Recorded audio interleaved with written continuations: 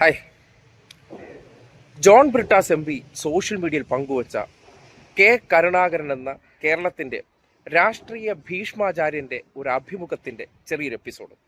അതായത് ബ്രിട്ടാസ് തന്നെ മുൻപ് അദ്ദേഹത്തെ അഭിമുഖം ചെയ്ത സന്ദർഭത്തിൽ ചോദിച്ച ചില ചോദ്യങ്ങൾ. ആ ചോദ്യത്തിൽ പിന്നിൽ നിന്ന് കുത്തിയ കോൺഗ്രസ് നേതാക്കന്മാർ, ഏത് കോൺഗ്രസ് നേതാക്കന്മാർ, അന്ന് അദ്ദേഹം രാഷ്ട്രീയത്തിലേക്ക് കൈപിടിച്ചു കൊണ്ടുവന്ന് ഓരോ കസേരകൾ നൽകിയവർ പിന്നീട് അവരവരിലേക്ക് വളരാൻ വേണ്ടിയും അദ്ദേഹത്തിനെ വെട്ടി പാർട്ടി പിടിച്ചടക്കാൻ വേണ്ടി ചെയ്ത പ്രവർത്തനങ്ങളിൽ ഒരു ശാപവാക്കുണ്ട്. ആ ശാപവാക്ക് നിങ്ങൾ കേൾക്കണം.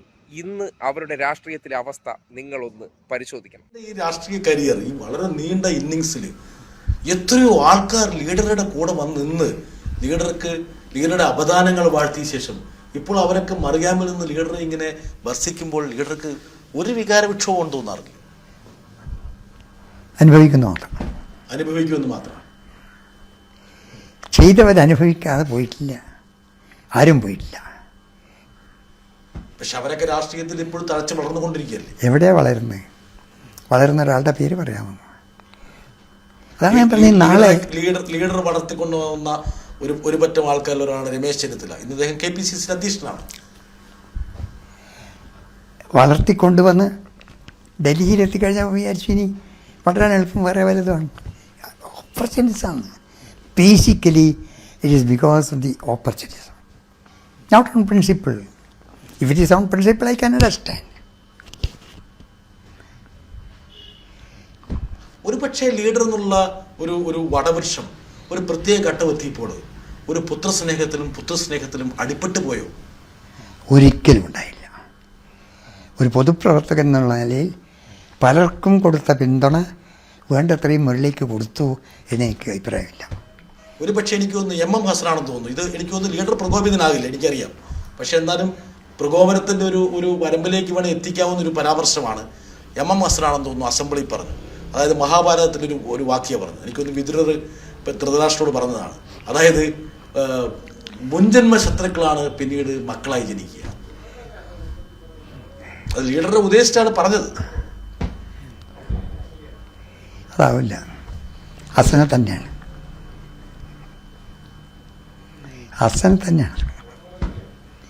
ഇവരുടെ എല്ലാം ബാക്ക്ഗ്രൗണ്ട് അതല്ലേ. ഇവർക്ക് ആർക്കെങ്കിലും ഒരാൾക്ക് വേണം. അങ്ങയുടെ കാലത്ത്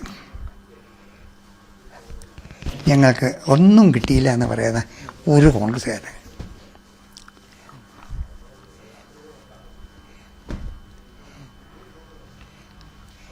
ഹസൻ ഉൾപ്പെടെയുള്ള ആളുകൾക്ക് KSU കാലത്ത് ചെയ്ത കാര്യങ്ങൾ CH മുഹമ്മദയെ കൊണ്ട് സഹായിച്ചു കൊടുത്ത സംഭവങ്ങൾ മുതലെടുത്താൽ ഇവർക്കൊക്കെ ഒരു ക്ലീൻ സ്റ്റേറ്റ് അല്ല. ലീഡർ ആന്റണി ആയിട്ടുള്ള ബന്ധം ഞാൻ പലപ്പോഴും ഞാൻ 2 പതിറ്റാണ്ടായ ലീഡറിൻ്റെ ഈ പറഞ്ഞ രാഷ്ട്രീയ കസർത്തുകൾ വളരെ സൂക്ഷ്മമായി നോക്കുന്ന ആളാണ്. കസർത്ത് ഉദ്ദേശിക്കുന്നത് ദൈനംദിന രാഷ്ട്രീയത്തിൻ്റെ ഒരു ഇടപെടൽ. ഇതിന് ആന്റണിക്ക് ഒരു പരിഹാരം ഉണ്ടാക്കുന്നുള്ള വിശ്വാസം എനിക്കില്ല. ഞാൻ മനസ്സിലാക്കിയിട്ടില്ല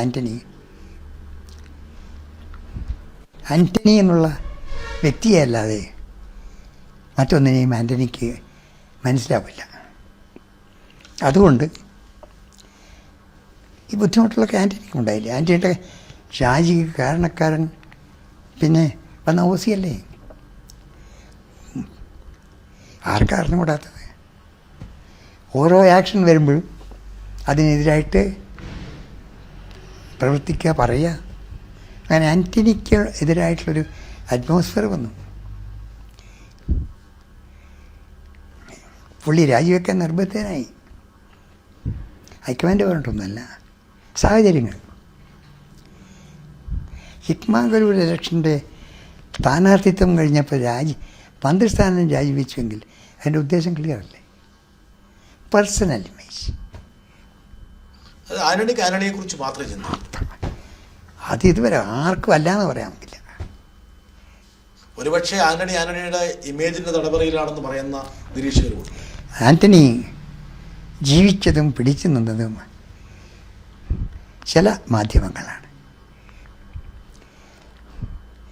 എന്നെ സംബന്ധിച്ചിടത്തോളം ജീവിതത്തിൽ ആരംഭം മുതൽ ഇന്നേ വരെ മാധ്യമങ്ങൾ എതിർത്തിട്ട് ശരിയുള്ളൂ. കോൺഗ്രസ് എന്ന രാഷ്ട്രീയ പാർട്ടിയിലെ കുതുകാൽ വെട്ടുകാർ ഇന്നലകളിൽ രമേശ് ചെന്നിത്തല, ഉമ്മൻചാണ്ടി, എം ഹസൻ തുടങ്ങിയവർ കെ കരുണാകരനെ വെട്ടി ഒതുക്കി മൂലയിൽ വെച്ചു. എങ്ങനെ? അദ്ദേഹത്തെ 28ാമത്തെ വയസ്സിൽ ഡൽഹിയിൽ എത്തിച്ചതിന് ശേഷം ഈ പാർട്ടി ഞാനങ്ങ് പിടിച്ചടക്കിയാലോ? ഇങ്ങനെയൊക്കെ എന്താണ് കൈപിടിച്ചു കൊണ്ടുവന്നവനെ, അല്ലെങ്കിൽ നമ്മൾ പറയില്ലേ നമ്മുടെ ഗുരുസ്ഥാനീയരായിട്ടുള്ളവരെ തന്നെ കാലുവാരിയിട്ട് അവനവൻ്റെ രാഷ്ട്രീയം ഉറപ്പിച്ചവരുടെ ഇന്നത്തെ അവസ്ഥ എന്താണ്? ചെന്നിത്തല വളർത്തിക്കൊണ്ടുവന്ന വി ഡി സതീശൻ ഇന്ന് ചെന്നിത്തലയെ ചവിട്ടി മൂലയിലാക്കിയതുപോലെ ഇന്നലകളിൽ കെ കരുണാകരനോട് ചെന്നിത്തല കാണിച്ചതിനൊക്കെ ഇന്ന് കാലം തിരിച്ചു കൊടുക്കുന്നു എന്നതിൻ്റെ തെളിവാണ്. ഇതോടൊപ്പം തന്നെ കെ സി വേണുഗോപാൽ ചെന്നിത്തല വളർത്തിക്കൊണ്ടു പോയതാണ്. ഇവരെല്ലാവരുടെയും പിന്നാലെ നടന്ന് എനിക്കൊരു കസേര തരണം, എനിക്കൊരു അധികാര സ്ഥാനം തരണമെന്ന് പറയുമ്പോൾ കരുണാകരൻ്റെ ശാപം വർഷങ്ങൾക്ക് ശേഷവും കോൺഗ്രസിനകത്ത് വേട്ടയാടപ്പെടുന്നുണ്ട് എന്നതിൻ്റെ തെളിവാണ്. അതിനോടൊപ്പം തന്നെ കോൺഗ്രസ് നേതാക്കന്മാരെന്നാൽ ഇന്നിപ്പോൾ നാട് ഭരിക്കാൻ വേണ്ടി പലതരത്തിലുള്ള നുണപ്രചരണങ്ങളുമായി രംഗത്തിറങ്ങിയിട്ടുണ്ടല്ലോ. ഇവരൊക്കെ എന്താണ് എന്ന് കെ കരുണാകരൻ, അതായത് കെ കരുണാകരൻ്റെ ശാപവാക്കുകൾ നിലനിൽക്കുന്നുണ്ട്. അദ്ദേഹം അനുഭവിച്ച വേദന, താൻ ഈ രാഷ്ട്രീയ പാർട്ടിയെ കൊണ്ടുപോയ വഴികൾ, ആ വഴിയിലൂടെ എങ്ങനെയാണ് കോൺഗ്രസ് എന്ന പ്രസ്ഥാനം ഈ നാട്ടിൽ ഇത്രത്തോളം പടർന്ന് പന്തലിച്ചതും അതിനുശേഷം പലരും വ്യക്തി താല്പര്യത്തിന് വേണ്ടി അദ്ദേഹത്തെ വെട്ടി വെയിലത്ത് വെച്ച സന്ദർഭത്തിൽ ഒരാൾ മനോവിഷമത്തോടുകൂടി താൻ കൊണ്ടു നടന്നവർ, താൻ ഓരോരോ കസേരകളിൽ എത്തിച്ചവർ, KSU കാലഘട്ടം തൊട്ട് ഓരോരുത്തരെയും ചേർത്ത് നിർത്തി ചെയ്തു കൊടുത്ത സഹായങ്ങൾ, അതൊക്കെ വാങ്ങിയതിന് ശേഷം നന്ദികേടിൻ്റെ പ്രതിരൂപങ്ങളായി മാറിയ കോൺഗ്രസ് നേതാക്കന്മാർക്ക് കെ കരുണാകരൻ എന്ന മനുഷ്യൻ്റെ ആത്മാവ് ഈ നാട്ടിൽ അല്ലെങ്കിൽ ഇവിടെ ഇന്നും അവശേഷിക്കുന്നുണ്ട്. കാര്യം ഇവരൊക്കെ ആത്മാവിൽ വിശ്വസിക്കുന്ന വ്യക്തികളാണല്ലോ.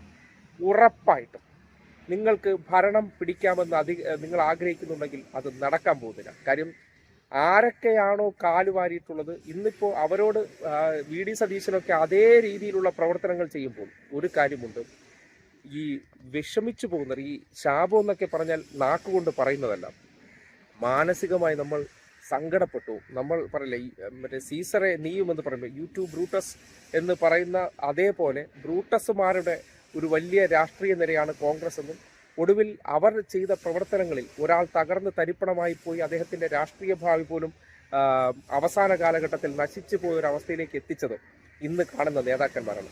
ആ നേതാക്കന്മാർക്ക് കരുണാകരൻ്റെ ആത്മാവ് നീതി ഉറപ്പിക്കുമെന്ന് നിങ്ങൾ കരുതുകയാണ്? ഈ തെരഞ്ഞെടുപ്പ് കാലഘട്ടത്തിൽ ബ്രിട്ടാസ് പങ്കുവച്ച ആ ഒരു അഭിമുഖത്തിൻ്റെ ഈ ചെറിയ പാർട്ടിന് ഒരുപാട് അർത്ഥതലങ്ങളുണ്ട്. ആ ശാപവാക്കുകൾ എങ്ങനെയാണ് കോൺഗ്രസിനെ വേട്ടയാടാൻ പോകുന്നത് എന്ന് വരും ദിവസങ്ങൾ നിങ്ങൾ കാണാൻ പറ്റും. കാര്യം ഇവരെന്ത് ചെയ്താലും എന്ത് കാപട്യം കാണിച്ചാലും അതൊന്നും എന്താകാൻ പോകുന്നില്ല, അതൊന്നും വിസ്മയമാകാൻ പോകുന്നില്ല. കാര്യം വ്യക്തികളെ ആ രീതിയിലാണ് ഈ പ്രസ്ഥാനത്തിൽ ഒരു നേരും നെറിയുമില്ലാതെ സ്വന്തം അധികാര കസേരകൾ ഉറപ്പിക്കാൻ വേണ്ടി ഇവർ കാലുവാരി തറപറ്റിച്ചിരിക്കുന്നത്. അവരുടെ ആത്മാവിൻ്റെയൊക്കെ കണ്ണീരിനും വേദനയ്ക്കും അവരിറ്റിച്ച ചുടുചോരയ്ക്കൊക്കെ നിങ്ങൾ മറുപടി പറയേണ്ടി വരും. ബ്രിട്ടാസ് ഈ തിരികൊളുത്തി വിട്ടിരിക്കുന്നത് പല കോൺഗ്രസ് നേതാക്കന്മാരുടെയും ഉറക്കം കെടുത്തുന്ന കെ കരുണാകരൻ്റെ മുൻകാല പ്രതികരണമാണ്. ഇത് കണ്ടിട്ടെങ്കിലും കോൺഗ്രസ്സുകാർ മനസ്സിലാക്കുക, വെളുക്കെ ചിരിച്ചുകൊണ്ട് ചില പ്രിവിലേജുകളുടെ അടിസ്ഥാനത്തിൽ വരുമ്പോൾ കൈപിടിച്ച് നടത്തിയവനോട് നന്ദികേട് കാണിക്കുകയും അവനെ കുത്തി വീഴ്ത്തി അധികാര കേന്ദ്രങ്ങളിലേക്ക് നടന്നുപോയ ഇവരൊക്കെയാണോ ഈ നാട് ഭരിക്കേണ്ടതെന്ന് കെ കരുണാകരൻ്റെ വാക്കുകൾ വെച്ചിട്ട് നിങ്ങൾക്ക് ആലോചിക്കാവുന്നതാണ്.